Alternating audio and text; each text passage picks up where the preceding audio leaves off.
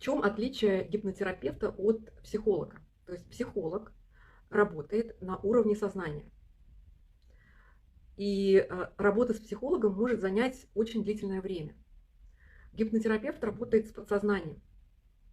То есть сначала мы с вами выявляем, что вам конкретно мешает, и дальше уже в сессиях мы не беседуем с вами, вот так, как на сеансе с психологом.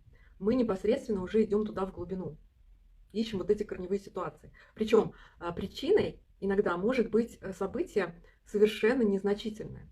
То есть есть у нас зеркальные нейроны, но об этом я как-то в следующем эфире более подробно расскажу, как это все работает. Но суть в том, вот, чтобы вы поняли, что для того, чтобы достигнуть какой-то вашей цели конкретной, изменить ваше состояние, необходимо где-то 8-10 сессий гипнотерапии.